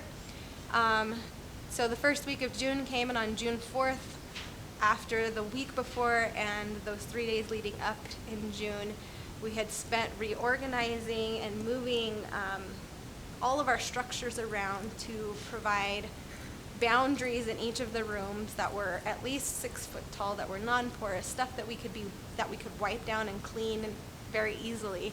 June 4th, I got an email saying school-age childcare programs can resume at normal capacity. And so all of the work we had just put in for the last 2 months kind of went out the window because we go back to operating as normal. The only obstacle we had at that point in time was because we didn't know how long this was going to last. We didn't advertise for summer help because we didn't know if we were going to have a summer. So now we're pushing through with a maximum capacity to get us started of 40 kids a day during the summer. It's the same school year staff, so the 6 of us are going to push through all summer and do the best that we can with no additional help. I did have one of my staff members, Ulisa Cortinas, decided at the beginning of everything that she wanted to go home back to Texas to be closer to her family. And so she left and decided that she wasn't going to be able to come back and finish out the year with us. So we did actually have one person apply, even though we didn't advertise.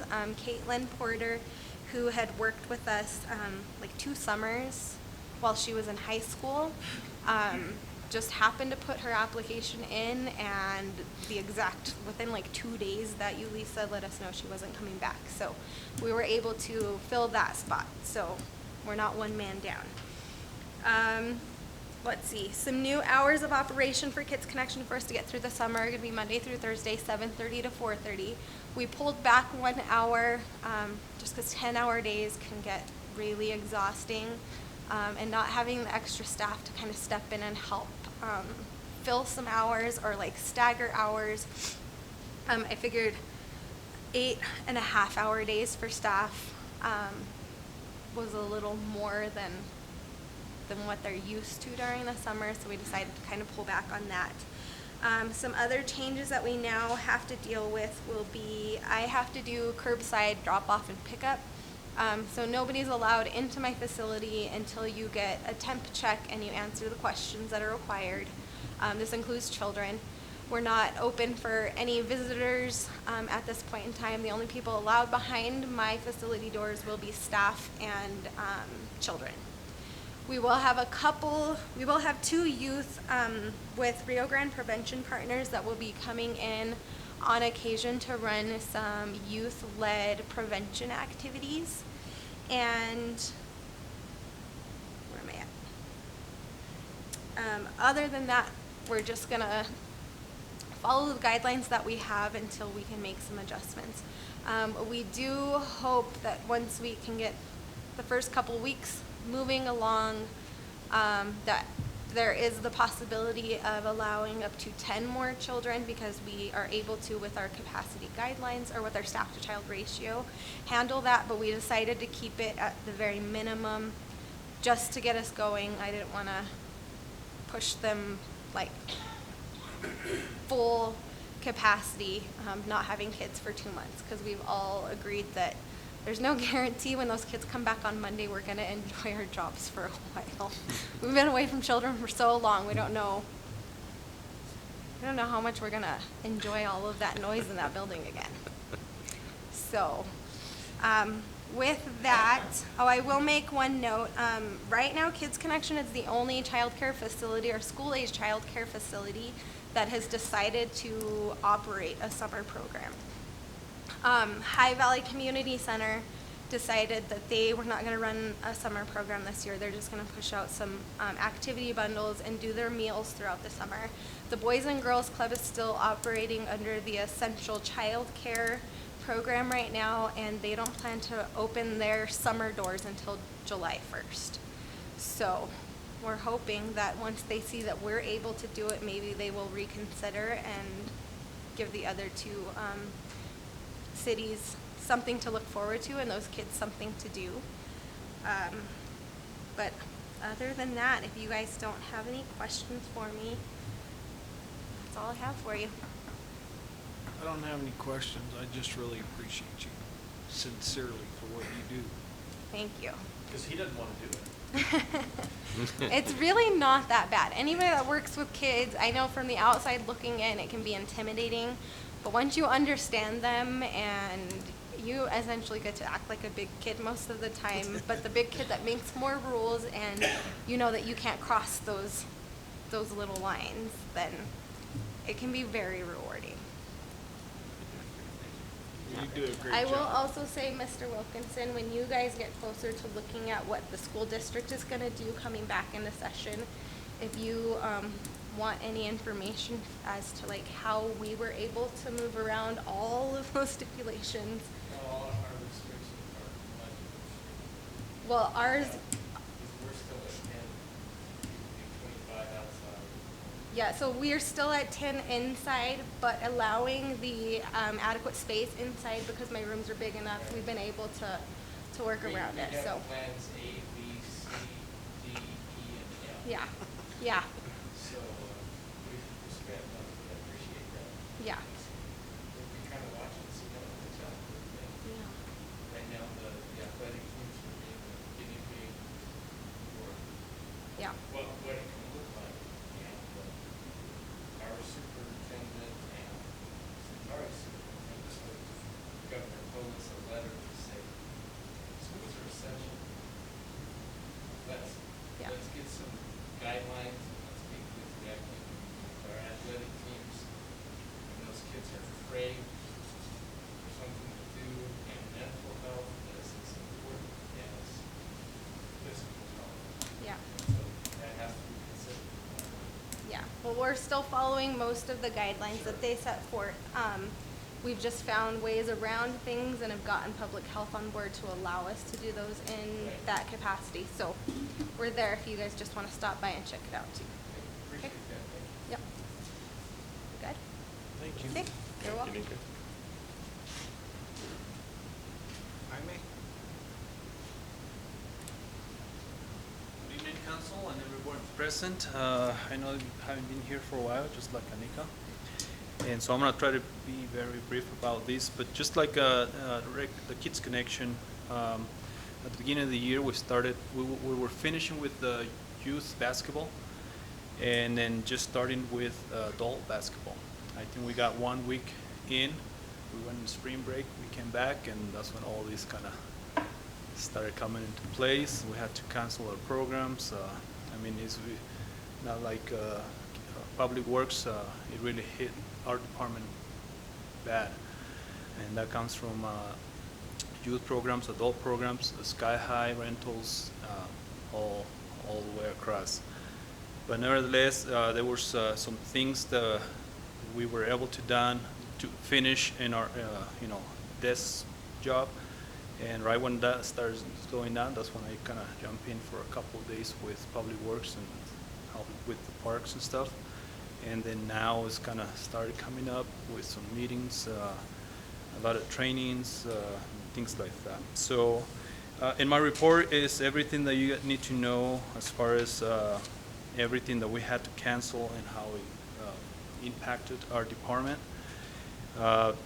There's a couple of things that are still pending, like there's a basketball camp that we had scheduled for June 23rd through 25th. I've been working with this company since last year to get them into the city of Monte Vista. And we finally got the agreement. We were gonna use the school gymnasium because they needed something big like that to host this camp. The max was 60 kids that needed to register. They had, my understanding, they had close to 70, so the other 10 or so are in a waiting list. But because of the restrictions and all that, the school was unable to let us use the gymnasium. So we postponed it to August 4th through the 6th, and hopefully by then, more guidelines and less restrictions, so we could have it. Let's see. A couple of things we had to cancel at Sky High was the Easter service, the Fit Store Church host, Home and Garden, Co-op Safety Days, private graduation that we had there, the circus, quinceañera, the NFRA is still pending. I haven't heard from them. Hoping to hear from them sometime early next week. Brothers Keepers was canceled. Spring in the Valley still, he's still trying to do something, so we'll see what happens. Ranch Roping and of course Stampede, all those were canceled.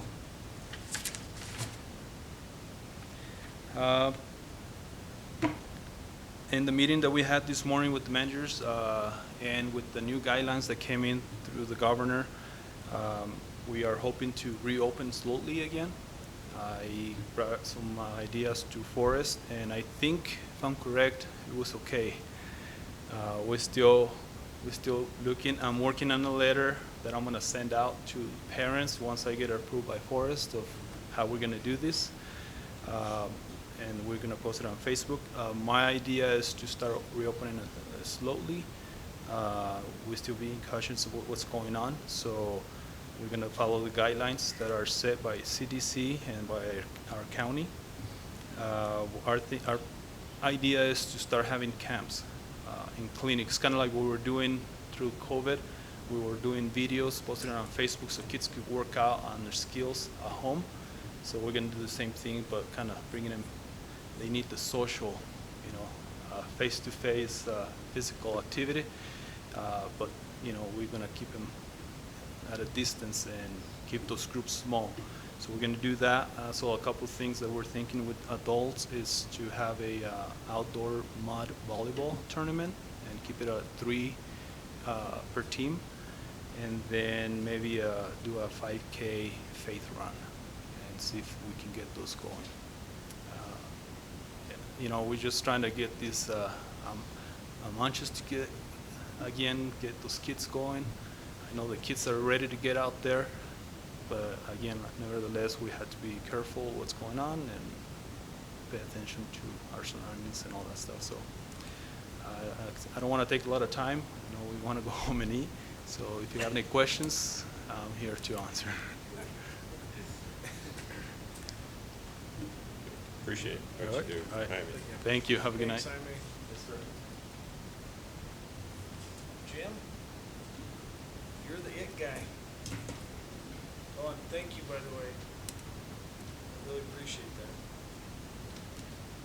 that. Council, evening. First report in 3 months. I feel like fresh can of tuna has been opened. It's a little rough, but you've got my 3 months worth of reports there. The big thing I want to, instead of going through all of how we've been supporting the city, keeping the servers up, keeping remote working workstations working and things of this nature, the big thing I want to pull out of there to talk about tonight is our body camera program that we actually put 14 new body cams out in April. We had an 8-camera system from a different vendor that was a shared body camera program, and we were starting to have problems with that vendor and their equipment. So we made the decision early this year to move to this new individual body cam program from a different vendor. It's worked out very well. In the roughly 3 months that it's been out there now, 2.5 months, we haven't had any complaints from the officers. No lost videos. Every officer has a body camera. Even our CSOs have a body camera. staff is fully trained on how to access that. That's now cloud-based, properly backed up. It's a first-class system that's out there for the officers right now. And, you know, without the efforts of Forrest and Jenny and the chief, that program wouldn't have happened. We took maintenance money that was being paid to software maintenance, hardware maintenance, different departments that were paying all this. We took all of that, combined it in, and for very little additional money, we were able to move this new system. And that's the extent of my report. Any questions for me? I will once again compliment you on what you do, and that young man back over there, he's top notch with all this thing. You guys did a terrific job, and thank you for all the shuffling computers. You bet. You said bulletproof, so. So far as they get it, man. Okay. People shoot Thank at you. you again? Yes. Never again, and still. Thanks, Jim. Okay, council committee, city commissioners, commission, council reports. Usually, this is where I talk about the council, that pretty well. And also the Valley Theater liaison, they have planned on this weekend, because they're going to do this weekend, that's great. But due to some technical difficulties, we're going to have to put it off just a little bit, and then we'll return to the regular scheduled program. If you're old enough to understand the phrase. However, they are still selling concessions on Saturdays from 5 to 7, so they have great popcorn, selling all these sunrise popcorn, and that's it. And we don't like to do camping. They're still doing that, and they hope to have this worked on soon. Very good. All right, I'm gonna applaud Public Works. About 3 weeks ago, we had a major windstorm come through, and I noticed that there was a giant branch knocked down in Fullenwilder Park. That was on a Saturday, and I thought, okay, let's just see how good they are. Yes, Monday morning before 8:30, when I walked the dog through the park, it was already gone. Heads up, great job. Compliments to Public Works. You did an excellent job. Also, while we're talking about Fullenwilder, they're doing an excellent job of keeping the trash cans cleaned out, because if the trash cans get above half, the squirrels scatter trash everywhere.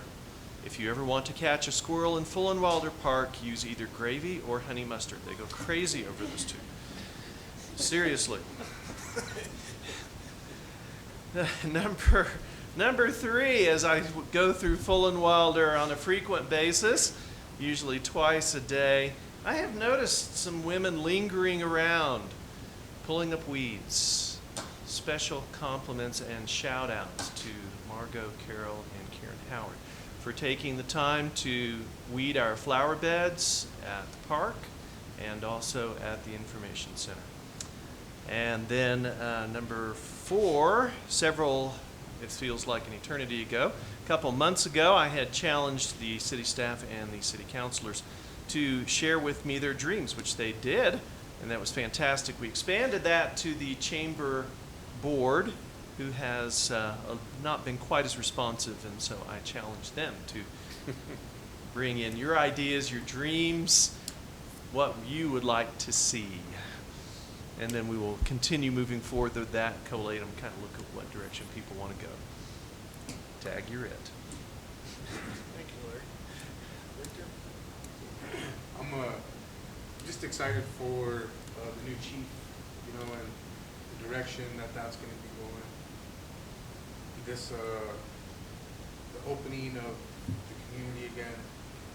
Still just want to ask people to be cautious out there, because of whatever is going on out here.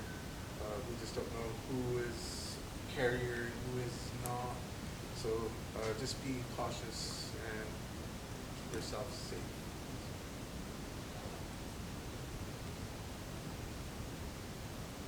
Center.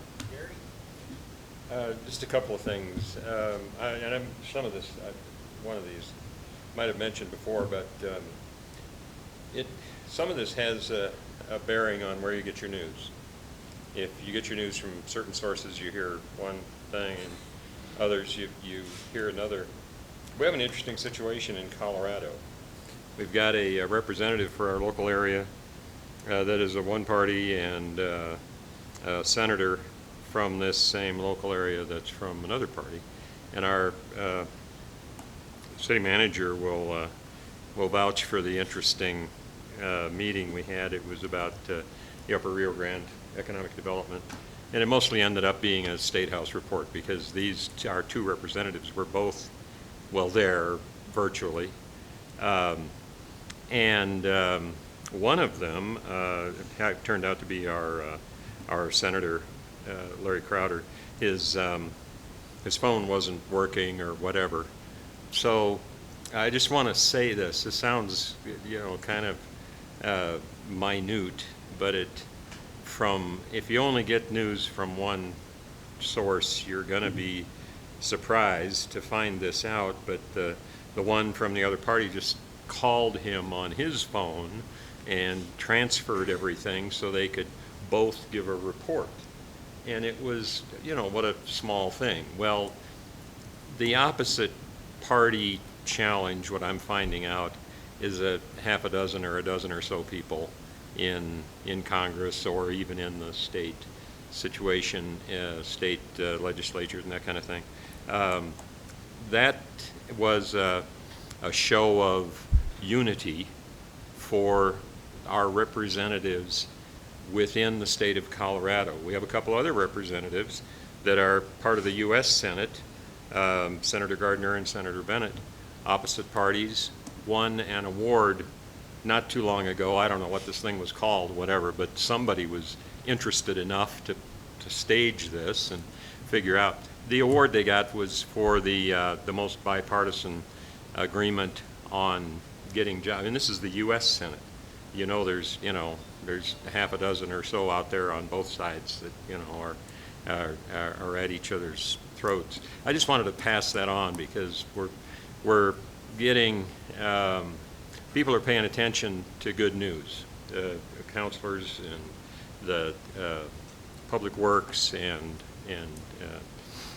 Ken and in any case, I just wanted to pass that on. Who in the world is ever going to hear about that? That your divergent party representatives in government, are actually getting along and helping each other out.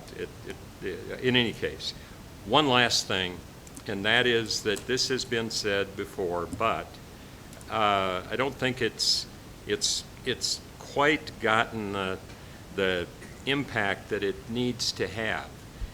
I've been around enough. I was driving the bus for quite a while, so I'm with Anika. Kids, they're wonderful. They really are. They get a really bad rap. But when I take them out, take them out to athletic events or whatever, out to different parts of the state, the first thing I'm doing is looking around at infrastructure and what are you doing here and what can we replicate to rebuild our own town. An $8.5 million community capital project is not done by citizens and by local donations. It is done with huge bond issues that go on for 30 and 40 years. It is done by mammoth tax increases, property taxes, sales taxes. Yeah, we had a little bit of a sales tax that's going to take care of some maintenance, but not for building the project. That's unheard of. To get a small group, sorry Carla had to leave, but by a small group, I mean 3 ladies in this town, Carla and Kathy, because I've been talking to some of my friends and relatives, around the country, and I realized that the real monumental part of this project with the Sky High Regional Event Center is the fact that it is being done at a grassroots level. The city's helping out, but the loan is guaranteed, covered by a grant fund that's taking care of that part. We're going to end up with this huge project done without burying ourselves, without burdening our kids and our grandkids with debt. And it's, the more I've worked with this, the more that just keeps hitting home to me. And I applaud the community, I applaud the Friends of Sky High, the city and staff and council, everybody that has had a hand in working out the almost impossible details of this project is just phenomenal. So congratulations, Monte Vista. This is going to be a benchmark project, and it's going to benefit the entire valley. And we don't have to apologize to our great-grandchildren for the debt that we're leaving them with. This is just, it's unheard of, and I'm excited about it, and I'm proud of everybody involved. Thank you.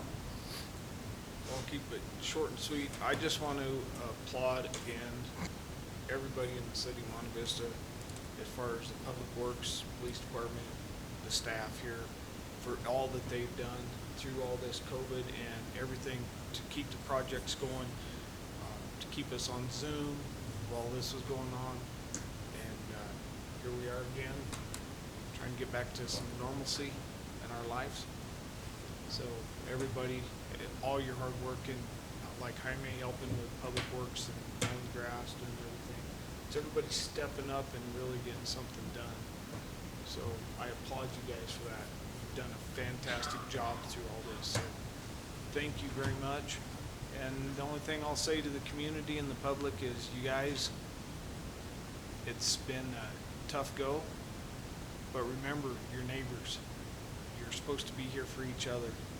There will be a judgment day call at one point in time in life, and it's none of us to be judging our neighbors. So we need to be respectful to that. With that, I would say God bless you, everybody, and we will adjourn the meeting until Wednesday, July 1st at 6 p.m. for a special meeting.